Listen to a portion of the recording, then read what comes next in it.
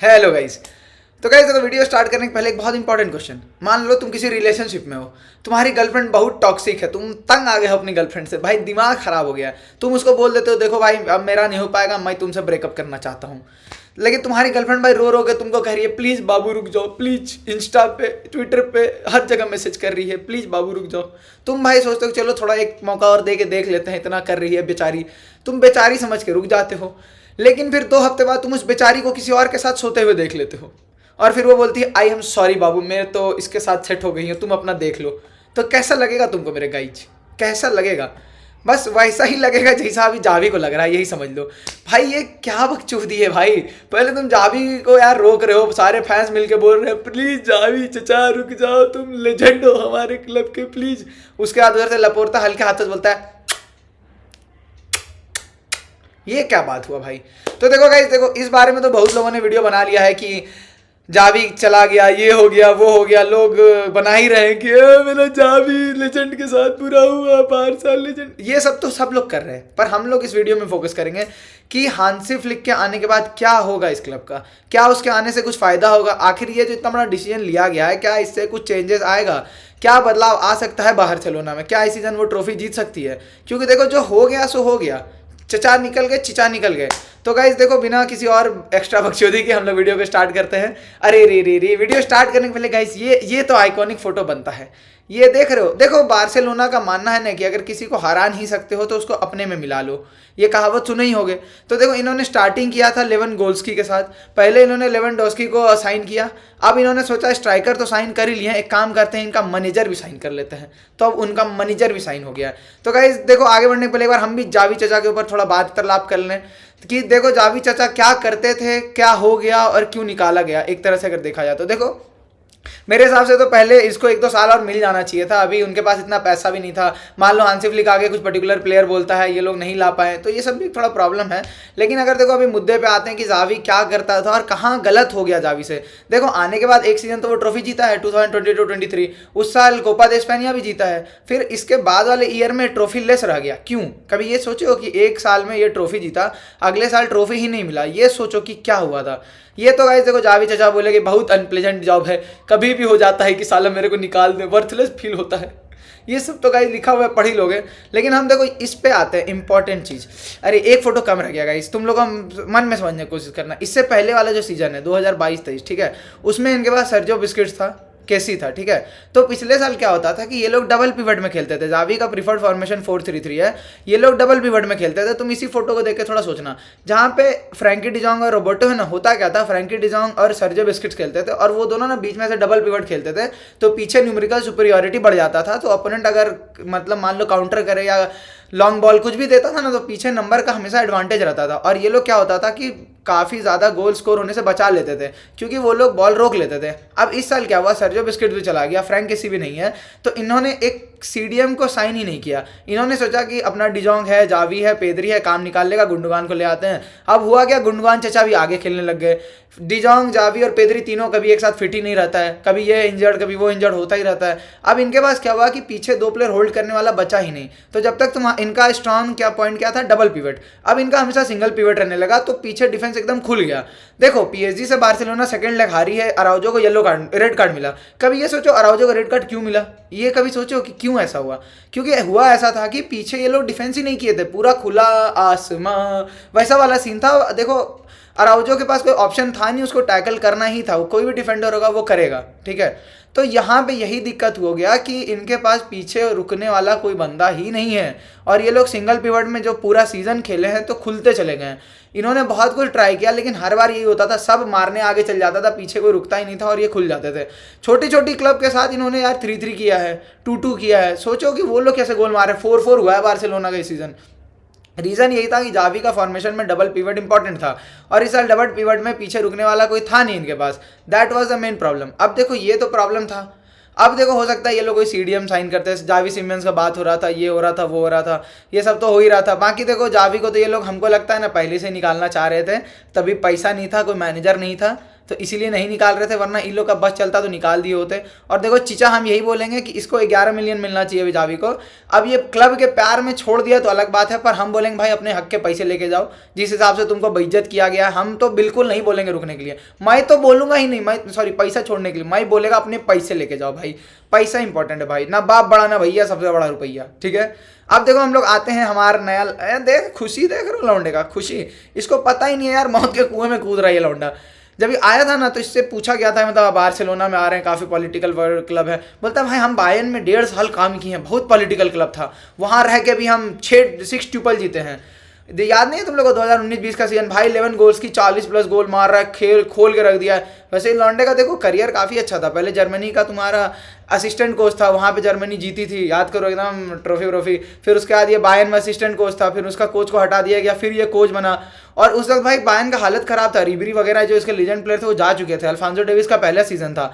लेकिन उसके बावजूद भाई ये वो पूरी टीम को लेके जो उस साल जीता है ना, चैंपियंस लीग में एक मैच नहीं हारा, मतलब वो सीजन था भाई ये पूरा। इसका देखो मतलब अटैकिंग पे ही गेम होता है।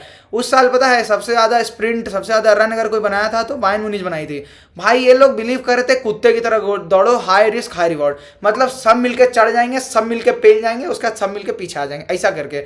अब देखो हांसी फ्लिक का देखो कहना है कि भाई देखो बारसा भी पॉलिटिकल क्लब है, हम तो बायर्न में रह चुके हैं, लेकिन इसको पता नहीं है बायर्न बारसा का बारसा बायर्न का बाप है। यहाँ पे अगर कोई मैनेजर एक लाइन बोल देता है ना, वो भी सच कि जो हमको भी पता है, तुमको भी पता है, ओनर को भी पता है, लेकिन तुम एज ए मैनेजर अगर वो पब्लिक के सामने बोल दोगे तो यू आर सैक्ड बीरो, यहाँ ये हो जाता है।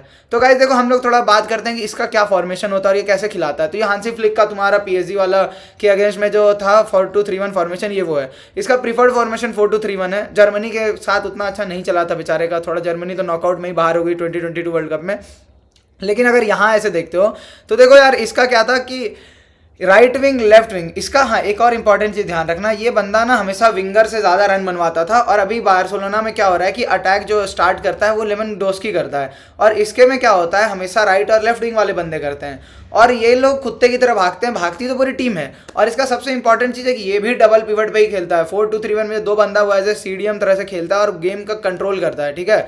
अब देखो इस साल क्या हो सकता है मेरे हिसाब से, देखो इसको एक CDM साइन करना चाहिए मेरे हिसाब से। देखो ये लाइनअप रख सकता है, तुम लोग सोचोगे किमिच कहाँ से आ गया, हम तुम लोग को एक एग्जांपल बता रहे हैं कि देखो ये किमिच को ला सकता है। किमिच को अभी बायर्न वाले लेफ्ट बैक खिला रहे हैं, किमिच यंग मतलब एजेड एक्सपीरियंस प्लेयर है, अगर ये चाहे तो किमिच को ला सकते हैं, ज़्यादा पैसा भी नहीं लगना चाहिए। मतलब देखो लाने का ये लोग रॉद्री को भी ट्राई करें, बट रॉद्री को शायद ना ही बेचे मैनचेस्टर सिटी। मतलब मेरा कहना है कि एक एक्सपीरियंस या फिर कोई एक यंग CDM लाए, इनको बस एक CDM चाहिए।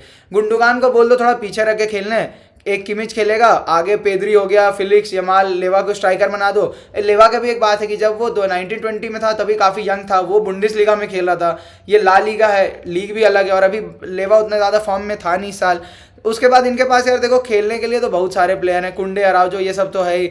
अगर ये इस फॉर्मेशन से खेलता है ना मेरे हिसाब से यार देखो इनके पास यंग प्लेयर की कमी नहीं है, यमाल भी है, फरहान टोरेस है, और एक और कुबरासी है, सबको ही है। और देखो प्रॉब्लम सबसे बड़ा यहाँ पे ये नहीं तो फॉर्मेशन हो गया, प्रॉब्लम यहाँ की ये जो बारसा का साइनिंग है ये डेकू करता है, ठीक है।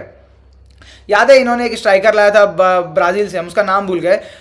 लेवा का कहना था कि मेरे को वो स्ट्राइकर नहीं चाहिए था, और लेकिन ये भाई डेकू जो उस स्ट्राइकर को ले आया, और लेवा देखो उसको प्रीफर नहीं करता था, उसको लास्ट में भी नहीं खिलाया था। और उसके प्रति ये विक्टर रुके, हाँ विक्टर रुके था जिसको लाया गया था। देखो लेवा बोला था मेरे को उसका ज़रूरत नहीं था अभी, लेकिन डेकू के कारण उसको ज़बरदस्ती साइन किया गया, लेवा को उस पर भरोसा नहीं था। तो इसको एक थोड़ा ये भी देखना पड़ेगा यहाँ पे कि यार देखो डेकू अपनी मर्जी से लौंडे ना ले आए। और देखो अब जो ट्रांसफर इस साल बन रहे थे कि जावी सिमियंस ये वो भी बदल सकता है, क्योंकि देखो मैनेजर बदल गया है तो प्लेयर चेंज होगा। मेरे हिसाब से तो इनको एक CDM पहले साइन करना चाहिए। बाकी देखो यार राइट विंग में यमाल खेलेगा, इधर फरहान टोरेस भी है, फिलिक्स को ये लोग अगर परमानेंट कर लिए तो भी अच्छा होगा। मेरे हिसाब से तो देखो कतल खेल सकती है बार्सिलोना, इस बार दे सकती है भाई रियाल को कंपटीशन, अगर ऐसी टीम के साथ भी खेले तो। देखो हांसी फ्लिक का as a club wise managerial career अच्छा रहा है, हॉफनहाइ के लिए भी ये मैनेजर था पहले। देखो मेरे हिसाब से अच्छा कर सकते हैं ये लोग अगर इस तरह से खेले, इनको बस एक CDM चाहिए, मेरा मानना यही है। अब देखो ये तो हो गया बार्सिलोना वाले टीम का बात। अब अगर हम लोग देखो आगे थोड़ा बढ़ते हैं तो यार मेरे को ये बताओ, ये भाई ऊपर से नीचे कौन जाता है, लोग नीचे से ऊपर जाते हैं भाई। ये बायर्न म्यूनिच का मैं करूँ तो करूँ क्या भाई, थॉमस ट्यूकल को तो बात हो गया था नहीं रहेगा, बाकी हुआ क्या, ये लोग अलग अलग मैनेजर से बात कर रहे थे, वो लोग भी बोले भाई हमसे ना हो पाएगा। नागल्समैन तुम लोग को जिता रहा था, तुम लोगों ने उसको हटा दिया। नागल्समैन का तो खैर प्लेयर्स नहीं तो हो रहा था ड्रेसिंग रूम में उतना, लेकिन भाई कंपनी के लिए कौन जाता है भाई, कंपनी मानते हैं सिटी का लेजेंड है, लेकिन भाई अभी ये बर्नली को मैनेज कर रहा था, ये मैनेज किया है, रेलीगेट हो गई है बर्नली। तो क्या चाहते हैं बायर्न वाले कि मतलब हैरी केन को रेलीगेट करवा के मानोगे, ये बताओ। हैरी केन तो ऐसे बायर्न जाके ट्रॉफी नहीं जीता, अब क्या रेलीगेट करवा के मानोगे बे तुम लोग। कुछ भी भाई, अबे कोई और मैनेजर कुछ भी ढूंढ लेते, जो अभी ब्राइटन का मैनेजर था, क्या पता उसी से बात करके तुम लोग ले आते। कंपनी, अबे रेलीगेटेड मैनेजर कौन लाता है इतने बड़े कैलिबर के क्लब में भाई, यूरोपियन जाइंट है भाई बायर्न म्यूनिच, भाई यूएफा चैंपियंस लीग में दबदबा रहता है यार, ऐसी कोई छोटी टीम थोड़ी है बायर्न।